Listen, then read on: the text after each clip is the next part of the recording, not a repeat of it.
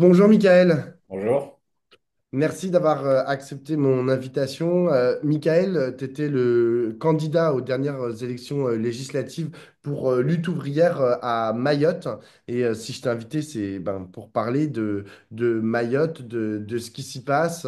Il y a là, en ce moment, on est toujours en train de compter les morts dus au cyclone Chido à Mayotte. Le bilan risque d'être très élevé. On parle de potentiellement plusieurs milliers de morts et de disparus. J'ai une première question. Toi, comment est-ce que tu vis la situation? C'est un des plus gros désastres humanitaires dus à une cause naturelle sur le territoire français depuis 100 ans. Quels sont les premiers mots, les premières émotions, toi, que tu ressens aujourd'hui? Alors, tu disais que c'était une catastrophe naturelle, on y reviendra, hein, pour moi et pour les mondes de lutte ouvrière et pour beaucoup d'habitants là-bas qui vivent au quotidien. C'est plus une catastrophe politique. C'est des choix qui ont été faits et qui sont à la cause de ce que l'on voit, qui suscitent une émotion énorme, évidemment. Donc, comme un peu tout le monde, moi je ne suis plus à Mayotte, je suis actuellement à La Réunion. Donc, comme un peu tout le monde qui a des proches, des amis, de la famille là-bas. On a vécu tout simplement l'angoisse, hein. Je vais juste répéter un peu les témoignages d'un peu tout le monde. Parce que, effectivement, on voyait des images arriver et puis coupure de réseau, on a été coupé de nos proches. Donc, ça n'a pas duré un jour ni deux, hein, mais ça a duré 3 jours. Là, actuellement, il y a encore des personnes que je n'arrive pas à joindre. Donc, beaucoup d'inquiétudes. Et puis, effectivement, c'est aussi un petit peu différencié, c'est-à-dire que les proches qu'on avait qui vivaient dans des maisons dures, solides, euh, on est plus rassuré que pour ceux qui vivent sous l'atoll, tout simplement. Et là, on Ouais, n'est pas sûr qu'ils j'imagine. ont réussi à aller se sécuriser. Pour autant, moi, je suis à La Réunion et j'y ai vécu avant. On a déjà eu des épisodes cycloniques. Euh, c'est vrai que l'habitude fait qu'on n'imaginait pas que ça puisse avoir de telles conséquences. Mais en fin de compte, c'était juste tout à fait prévisible par rapport aux infrastructures qu'il y a là-bas et aux carences de l'État depuis 1841, tout simplement. Alors, justement, tu dis que c'est pas une catastrophe naturelle, c'est une catastrophe politique. Qu'est-ce que tu entends par là? Là, tu as l'air de sous-entendre que c'est à cause du désengagement de l'État ou de l'engagement de l'État pas dans la bonne direction. Bien sûr, c'est-à-dire que je vais faire un parallèle, je vais illustrer le propos avec un exemple très concret. En 2000, il y a eu un cyclone qui s'appelait Dina et qui a frappé La Réunion. Euh, Peut-être qu'il était d'une intensité un peu moindre, je pense que les vents s'approchaient des 200 km/h. Il n'y a pas eu l'hécatombe, le chaos, la désolation qu'il y a eu à Mayotte. Il n'y a eu aucune victime. Donc finalement, on a deux territoires qui sont des départements français dans l'océan Indien. Et pour une même, entre guillemets, catastrophe naturelle, pour un même événement naturel, on voit que les conséquences sont totalement différentes. Donc mettre ce qui se passe à Mayotte sur le compte du climat, du réchauffement climatique, d'ailleurs, évidemment qu'il y a des conséquences, hein, l'activité humaine, ce genre d'épisode va se multiplier, mais justement, on le sait. Ce qui criminalise encore plus la politique de l'État français à Mayotte, qui a une constante, qui est désolante, qui est révoltante, c'est qu'il y a un désintérêt, il y a du mépris pour ces vies humaines.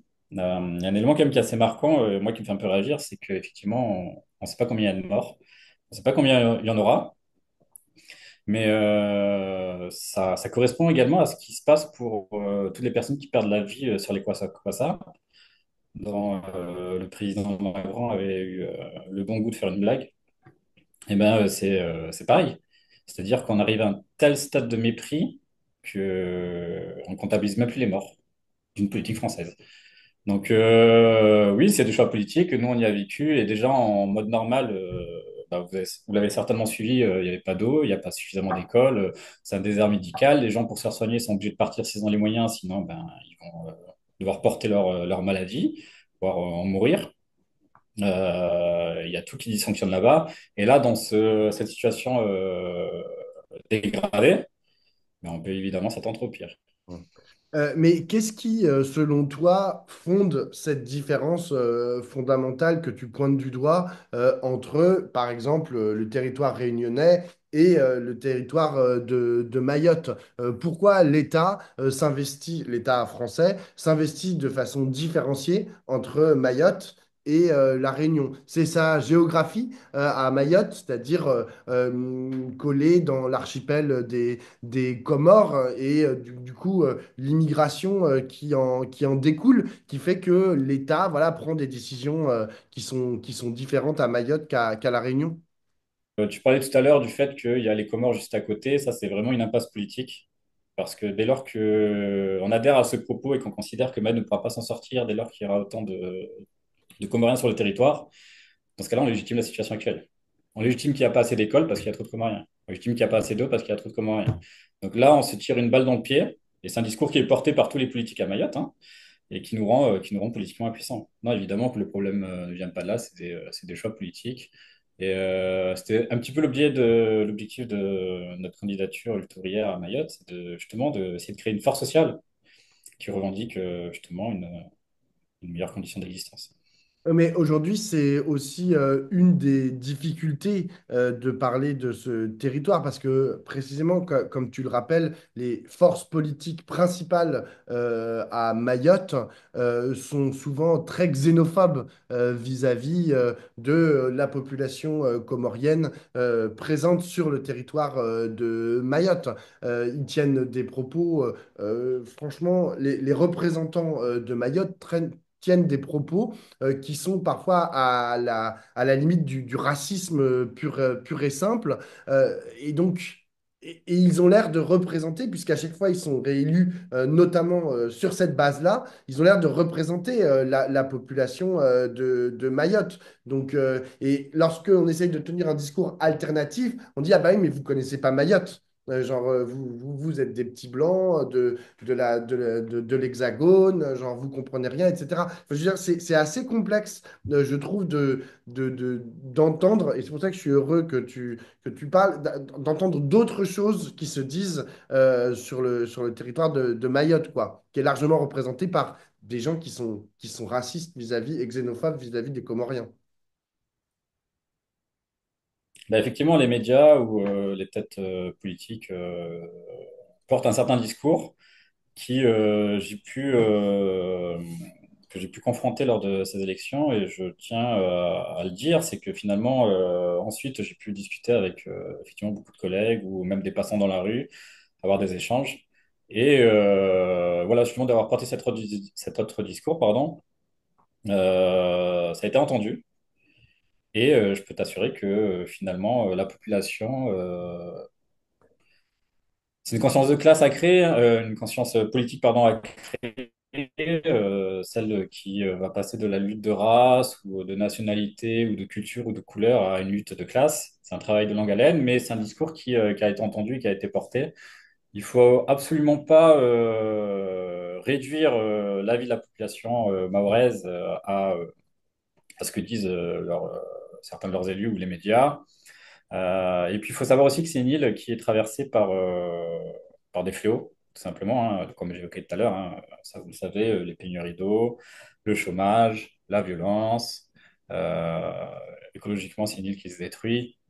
Il y a même le choléra. Donc, et puis là, il y a ce cyclone. Donc, c'est une île qui est, entre guillemets, traumatisée. C'est très dur de réfléchir dans ce genre de situation, d'avoir le recul nécessaire. Et puis de comprendre aussi, ça c'est nous, le discours que nous portons et qu'on essaie de diffuser pour créer une force sociale. Comprendre que les mots de Mayotte, effectivement, ne procèdent pas d'une immigration. On pourrait mettre autour de Mayotte n'importe quel rideau de fer ou bordure protectrice. Les gens, malgré tout, passeraient parce que l'île d'Anjouan est qu'à 70 kilomètres. Mais que le problème de Mayotte vient justement d'une politique française qui est totalement criminelle. Il faut vraiment le dire. Hein, et, ce qui s'est passé avec ce cyclone l'a été avant parce que rien n'a été préparé, l'a été pendant parce que ne serait-ce que les places d'hébergement étaient de quelques milliers alors qu'ils savaient qu'il y avait peut-être 100 000 personnes qui vivaient sous l'atoll. Donc, qu'est-ce qu'on fait de ces personnes-là? Ben, rien n'a été prévu. Et puis aussi, éventuellement, encore aujourd'hui, parce que je pense pas que la réponse soit à la hauteur des besoins qui sont catastrophiques.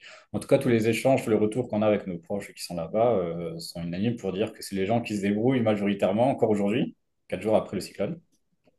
Donc oui, c'est un discours dur à porter, un petit peu novateur, parce que Attends, juste pour bien historiquement, comprendre. Mayotte a voulu Pour, faire la France. pour bien comprendre, Michael, toi, tu es pour une Ouais. liberté de circulation et d'installation entre les Comores et Mayotte? Bah écoute, moi je fais partie d'un un groupe politique qui est communiste, internationaliste et révolutionnaire, et effectivement, on est pour la libre circulation de tous. Et certainement pas pour empêcher des personnes en quête d'une vie meilleure, les empêcher de se déplacer. Je ne pourrais absolument pas dire ça, ne serait-ce que par mon expérience personnelle, parce que je suis d'origine indienne. Mes arrière-grands-parents sont partis à Madagascar, mes parents en France, et moi-même, je suis parti à La Réunion, à Mayotte, pour avoir une vie meilleure.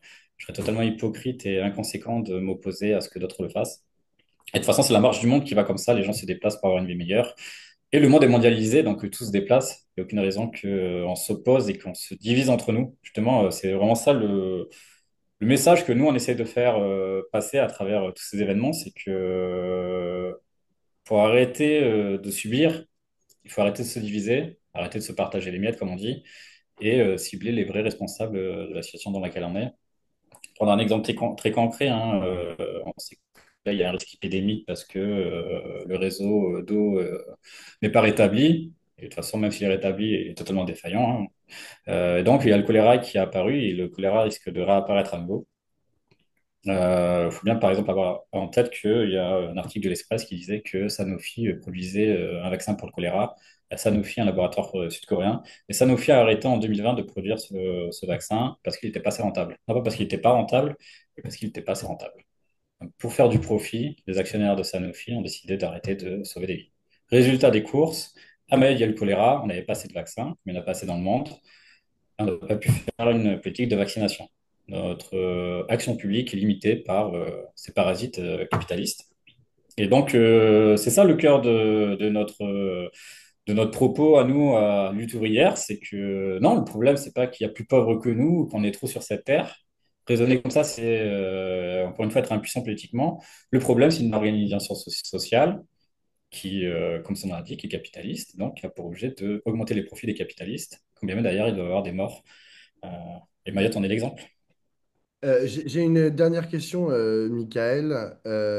Est-ce que tu penses que le cyclone qui vient de balayer Mayotte peut être susceptible de provoquer un choc de solidarité, notamment entre tous les habitants et les habitantes de cette île, et être susceptible, dans une certaine mesure, de porter les revendications, notamment d'unité que tu portes là, toi, dans ton discours et qui est présent dans le discours de lutte ouvrière? Ou est-ce que tu penses au contraire, comme on commence aussi à l'entendre, j'ai écouté Bruno Retailleau ce matin à la radio, le ministre de l'Intérieur démissionnaire, qui utilisait justement ce cyclone pour remettre sur le devant de la scène son agenda xénophobe.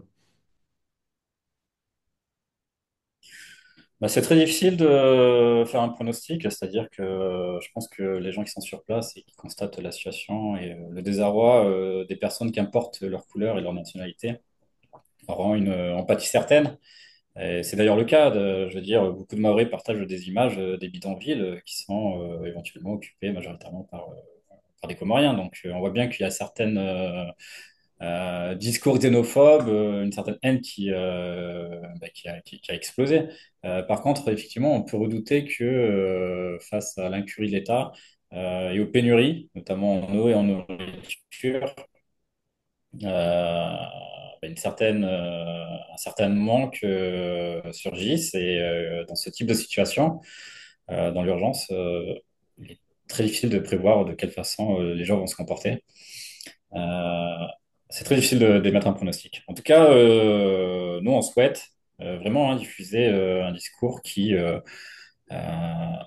arrête de surfer sur la catastrophe naturelle, sur l'impuissance, sur l'action de l'État posteriori qui distribue quelques bouteilles d'eau comme nous on l'a connu lors de la pénurie en eau il y a un an de ça, et que les responsabilités soient mises sur la table et que chacun comprenne que c'est pas une fatalité, c'est pas la faute à l'immigration, c'est la faute à une politique française, un système capitaliste qui méprise nos vies tout simplement. Et ça va aller de mal en pire si on ne s'oppose pas socialement. Eh ben, merci beaucoup, Michael, pour cet entretien. Je te remercie à toi.